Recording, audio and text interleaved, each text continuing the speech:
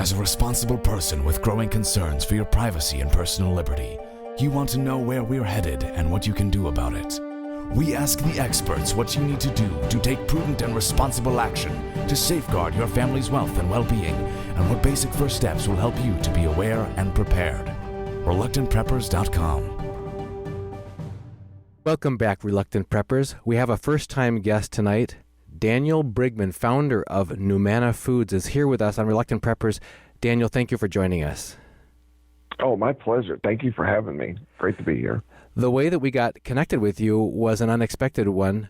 We have a longtime associate and frequent guest on our program, David Morgan, otherwise known as the Silver Guru, who we've met at multiple conferences, and we've seen him for years now on various videos with Mike Maloney and others who are experts in the precious metals field.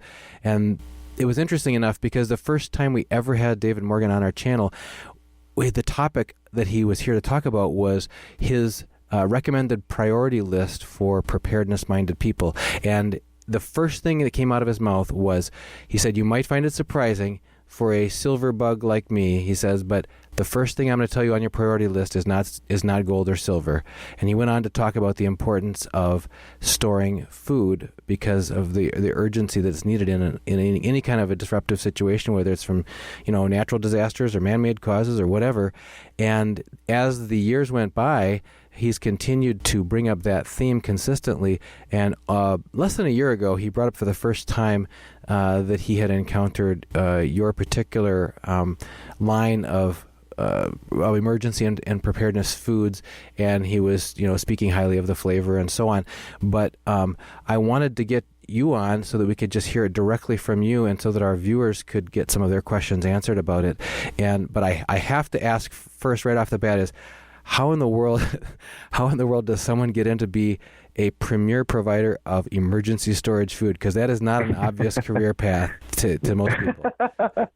Oh, that's a good question. I don't know if we got enough time for that. So you can give us just the Reader's Digest version, yeah. Yeah, I'll give you the Reader's Digest version. Well, probably like many of the people that's listening, probably all of them, I was interested in preparedness. I was interested in self-sufficiency. My grandparents grew up in the Depression. They kind of instilled you just by osmosis, you kind of pick up some of their thought processes and self-reliance and what it means to be an American and those kind of things. So that kind of ethic of self-reliance was passed on. And as I got older, had my own family, I saw the economic turmoil America was going through, and that made me a little more concerned. And so I started to look at some of the easy to prepare meals that were out there. And frankly, my family were a little disappointed, a lot disappointed in some. The taste wasn't very good. Some was okay. They were full of chemicals, and, it had a lot of things that we were trying to avoid at the time. I don't want to feed my kids a bunch of junk, so why would I want to do it in an emergency? So I thought there had to be an alternative, but there really wasn't out there. And so I don't know, really, through a series of events, I've had an entrepreneurial mind, and this is something I was passionate about. And so the two just met, and, voila, pretty soon Numanna was started, and we were making really some of the best storable food around. And you've grown, I take it, because you're one of the premier providers now. What can you give us just an understanding of the scope of operations as far as how far-flung your customer base is and what kind of business you actually do? Oh, wow. We've, when we started, I have to laugh, and I reflect back a lot when I look at my wife and I think about, we started this in our basement, and we were putting the buckets together. We had the food packages, and from there, I don't know where the times went, and we just really have grown. People have really been accepting of what we're doing and really love what we do. Definitely all 50 states, we've sold, many, many buckets to all 50 states, Alaska, Hawaii included. Many of the countries, a lot of them, probably the biggest would be Canada, some in Mexico, but Canada much more. We've done a little bit of shipping to Europe. It's a little bit of cost prohibitive, but we still have had customers that want to go to Europe, Puerto Rico, some other places in South America, even Chile.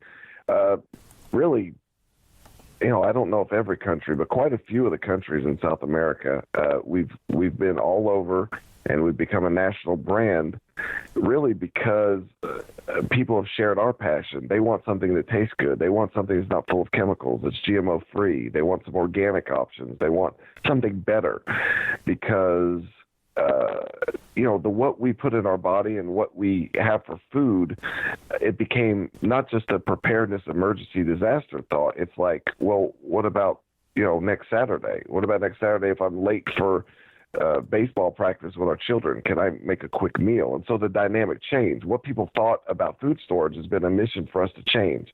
It's not just sitting in the corner collecting dust, break glass in case of emergency kind of thing.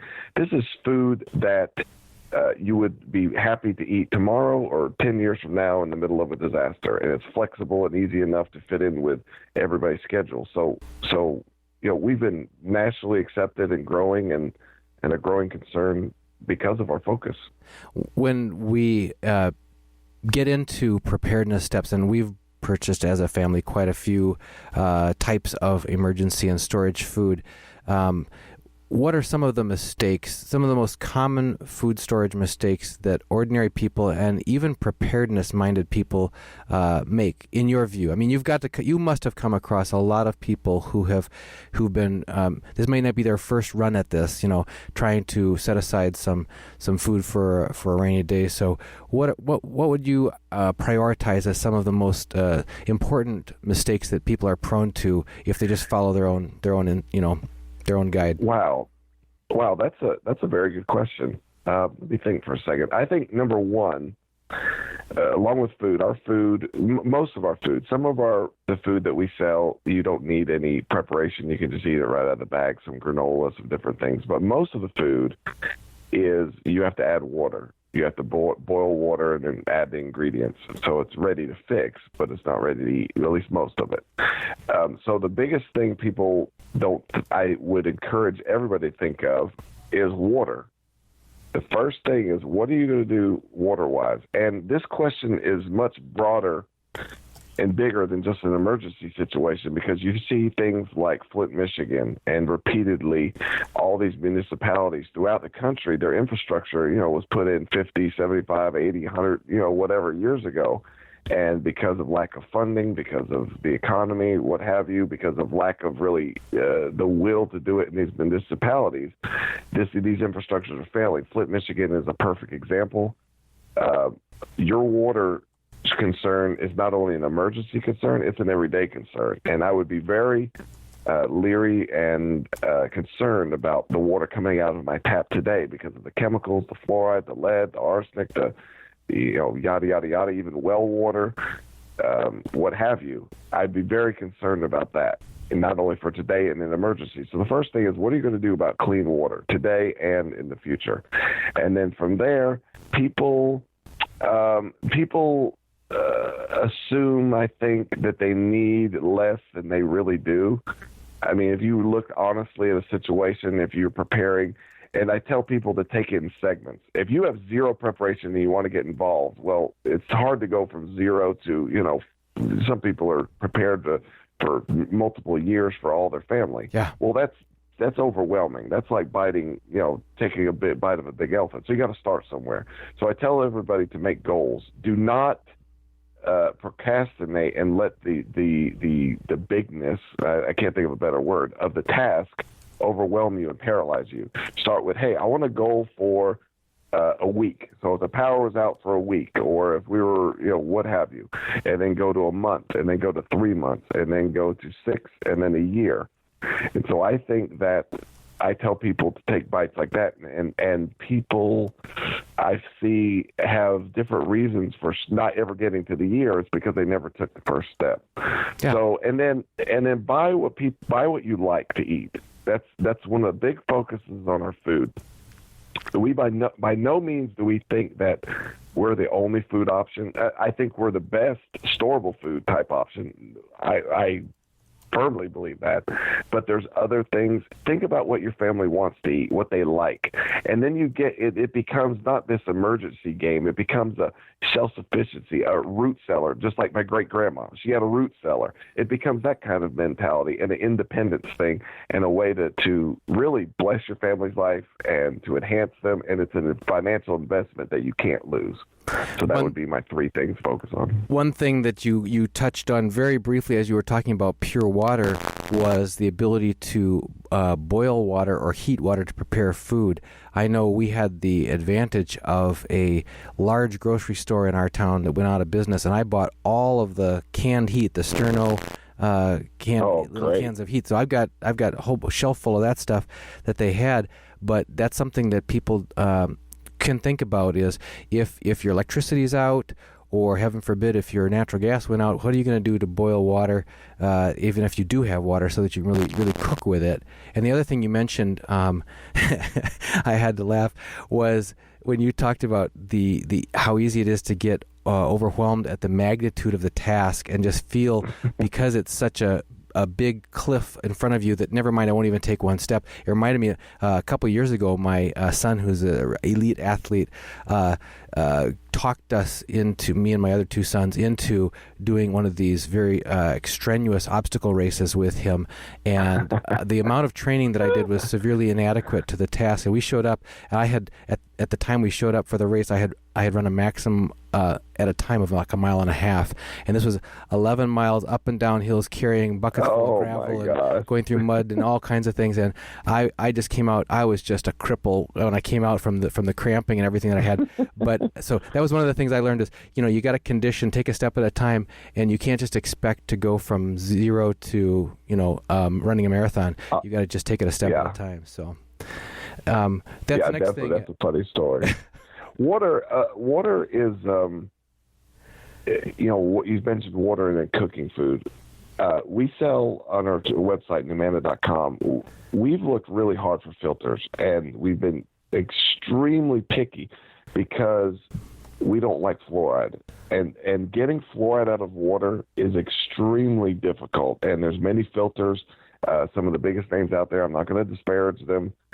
Their testing, they have certain claims that, frankly, from what I've seen, from what I've researched extensively, I don't know if they meet those claims. And we've searched long and hard, and we found a filter that is I think, the best gravity-type filter out there, the DuraFlow filter that we sell on our websites, and different gallon sizes. And it's just, you want to have confidence in an emergency, really every day. I use it, every day for water now because I don't want all that crap in my water. But in an emergency, with all the bacteria, with all the dysentery, all the problems potential, you have to be able to trust the water that you get. And so there's very few ways that you can get pure water, and we feel very confident in the filters that we sell. As far as cooking, I get that question all the time. The little things that you said, hey, look here and there and find, sterno or propane or little gas grills or what have you. Worst comes to worst. If you can make a fire and you have a pot, you can boil water over a pot, just like, camping kind of style. Worst comes to worst. What, as you look at the key considerations that people should keep in mind when they're building their emergency backup food supply, you mentioned some of the pitfalls to avoid, but if you could turn it around and just kind of go down your hit list of what do you consider the top priority considerations that people should keep in mind on the positive side? Something easy to use and flexible. You got to think about, am I staying in my house? Am I leaving? Am I, what have you? And like I said before, store something that you like. If you don't like it or feel like your family's going to like it, then why are you storing it? I think that's probably one of the biggest things is have it part of really kind of your rotation. Every so often you should be eating out of it anyway. You're going to do much better. It's going to be a much better investment. It will be an investment, not just, a car insurance that you never use, right? You can't lose if you make it part of your regular rotation. Everybody knows the price of food's going up. So it's a no-lose investment. how many no-lose investments do you have in this world? You can't lose.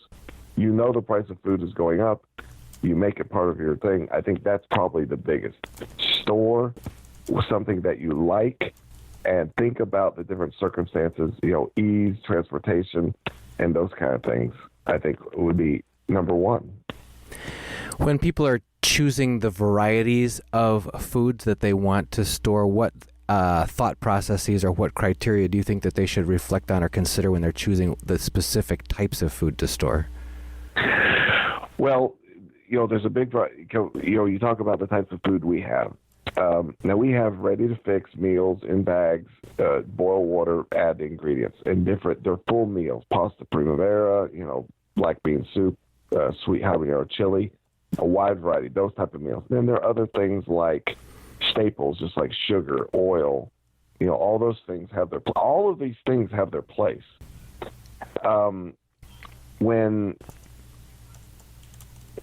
Repeat the question. Yeah, what I'm thinking about, if you could think about it from a couple different angles. One thing I'm thinking about is food groups.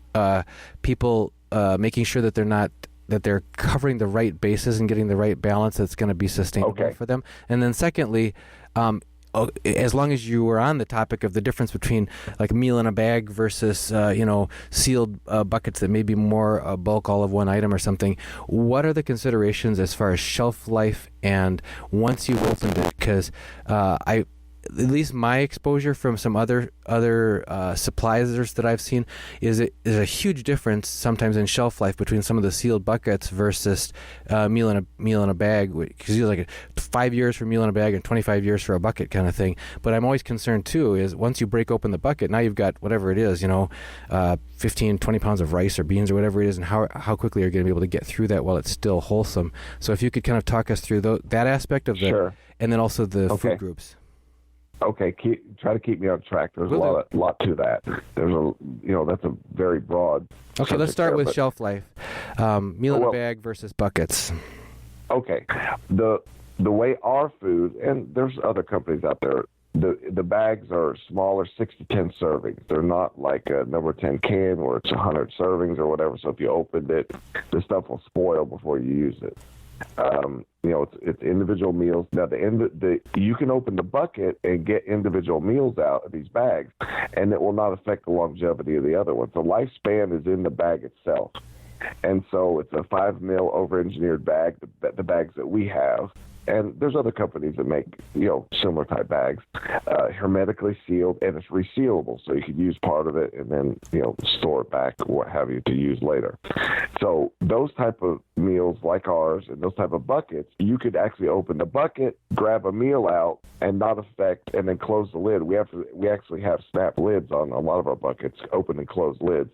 Then that wouldn't affect longevity. You got 25 plus years on those bags because of the low oxygen content and the quality of the bag itself. Things like rice and beans, if you had like a number 10 can of rice and you had an oxygen absorber in there and it had a good seal, that's one thing. A good seal on the actual cans, that's something that's overlooked and taken for granted, and there's more into that than you think. But if you have a good can that's sealed, now you're talking again 25 plus years for rice and these staples. Sugar, you can't put oxygen absorbers in sugar because it'll ruin it. Oil, if you put olive oil out of sunlight in metal cans, those cool place, they'll store quite a long time. So all these things, they have the individual shelf lives, but then how you store it is another thing. The biggest robber of food storage is heat, light, oxygen, and that would go directly to the packaging. So those are the killers of food storage. Temperature fluctuation. Do not store your food in a garage or someplace where it freezes, thaws, heats up in the summer, what have you. So those are the shelf life of that and the shelf life of staples. Now, different other staples, beans will store a long time if you package them correctly. So do some research on that and think about that. As far as varieties, I told you about we started our business in our basement. So we did a lot of prepper fairs, prepper shows at the beginning of our company, which, really modest beginnings for our company, but it was such a learning experience because we were able to make contact with our audience, make contact with the industry, and we got a lot of feedback from the customers on what they liked, the type of varieties they liked, and that's directly how we came up with the packages of our buckets. And if you look at our buckets at our website, there's not a lot of breakfast. There's not chock full of breakfasts or sugary orange drink or what have you. So it's mostly the meals, mostly the that type of food and entrees that people really like. So those are some things to consider, as you start planning these things. Another consideration that people have always is cost. And could you talk a little bit about the trade-offs between cost and value? And also, if you mentioned, I assume you mentioned if you buy something you're certainly going to use, that at least avoids the most expensive food you'll ever buy, and that is the food you throw away. So if you're not going to throw it away, that helps. But other considerations about cost and value that come to mind for you? I tell everybody if you're looking at a long-term emergency plan for what have you, even a job loss, that's an emergency. What have you. Variety is the spice of life. And the type of food that we make, many other companies make, that's one type in one area. And it's irreplaceable, and it's definitely important. But there are other types, the rice, the beans, the staples. Obviously, a bucket full of beans that you've sealed well, they have some gamma seals that you can use in different things. The sealing is extremely important in how you package it for longevity. But if you do that well, you're talking, you can buy beans relatively cheap. Even organic beans, you can get high quality organic beans relatively cheap, different rices, different things, and really get specific what you want. But, okay, the downside is in an emergency or in a whatever, what are you using it for? Do you have the time to cook this? Do you have the resources to cook, to basically put out all meals? You probably will, even in emergencies, but that's if you're staying home. If you're leaving, if your house is, what have you. If you have to leave your house for whatever reason, now it's a different situation. So think of the trade-off becomes in ease, time, variety, and the ability to travel are very important. So the meals like we make, the ready fixed meals, and we have other things like organic powdered milk, meat. We have meat, freeze dried meats that all can fit in with the staples. Even our regular meals, our sweet habanero chili, you can have rice that you've paid hardly anything for. That if you can make that rice and now mix it with the chili, well, you just extended the life of the chili and made it more. It can go and it's flavorful and everybody likes it, and you just kind of balance it out. So all these things are things to consider. From everything that I've researched and talking to people and looking at situations, there is nothing as replaceable or irreplaceable as a ready-fix full meal for so many circumstances. So many. And the versatility there, this is what you're underscoring, is an aspect of value. Yes. You need to consider that. Yes, no question. I mean, you don't know what kind of situation you're preparing for. Even camping. Say you're going camping, you want to lug a whole a weighty bucket of beans with you. I mean, even those kind of things. But if you saw my pantry, you would see we have tons of Numanna food. We have tons of the other beans, the rice, the sugars, all these things. Because they all have a place. You mentioned, just a tip for the wise, you mentioned you can't put oxygen absorbers in with sugar. What are your tips for storing sugar long term? Well, to rotate, you're not going to get the 25 years. I don't think. It's a little harder. I mean, packaging is everything, and how you store it, where you store it. But I would say rotate. Sugar is a staple that you use pretty regularly. Have a good supply and rotate it. I would say that with anything, but especially stuff like sugar. If we could now turn more back to your mission. You've obviously stayed in this business, so if you could just give us in a nutshell, what is Numanna's mission and what is your role in helping people get prepared? Our mission is simply to provide the best preparedness products to the industry possible, and specifically focusing with our focus on food. We want GMO-free, no high-fructose corn syrup, no aspartame, no soy, no autolyzed yeast extract. We want an extremely high-quality product. We want organic options. We're the first company that has a full array of organic, really full stable of organic meals. I mean, we work with Mike Adams to come up with the recipes, and I can't even tell you what it took to go through to come up with our organic food storage bucket, the quality of it. And he also tested it for pesticides, for nutrition level. It just tested off the charts. I mean, we are really obsessed, and we'll go really high lengths to get to give you an extremely high quality product. Is that a recent addition, the organic? Because when I checked into your product line, I don't know, less than a year ago, I didn't see that one. Yes, it's very new. Okay. So it's very new, and we have organic powdered milk. We have iodine. For people like iodine, it's a nascent iodine, very high quality for radiological events, those kind of things. So anything that we offer, we want it to be the very best, because I wanted to make sure it's good enough for my family. If I was going to take it off the shelf, if I was going to purchase this, would I use it for my family? The water filter, the everything. If we find something better, then we add it. So we try to focus on a few things, but we want them to be the very best. And for the value-conscious folks who want to get started, if they've been delaying in a long way, it's ironic. The title of our channel is Reluctant Preppers, so we may have a significant number of our visitors here who have been contemplating this for a long time, but not really plunged in. So my next question is, are there volume discounts available for people who want to, really set themselves up for a bigger quantity of food storage? Absolutely.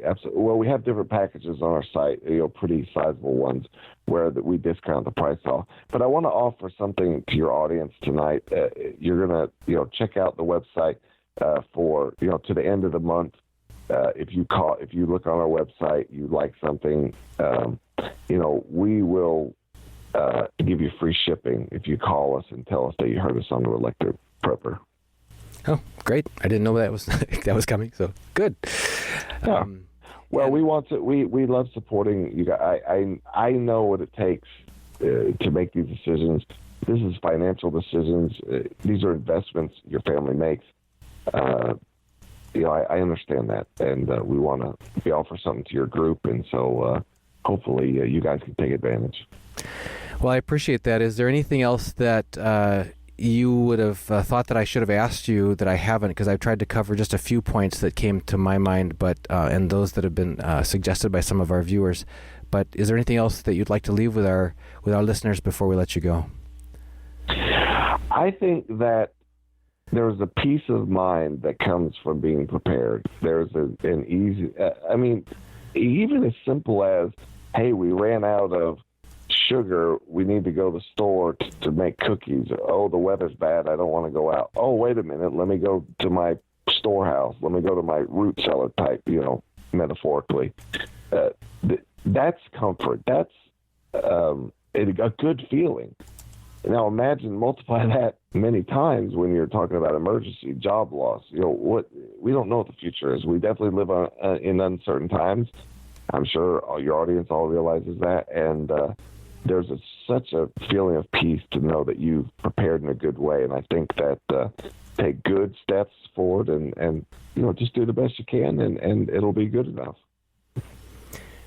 Well, we're certainly grateful, Daniel, for you joining us here on Reluctant Preppers and sharing your story with our audience. I mean, a lot of the people here that we've reached out to, a lot of our guests, are doing what we're doing because we truly want to help each other. We want to help as many people as we possibly can to be better prepared, more self-reliant, self-sufficient, and that's certainly the heart of what you're doing there. So keep up the good work, and thank you so much for joining us here on Reluctant Preppers. Oh, again, my pleasure. Thank you very much. Anytime I could be of help, any questions you have, let me know.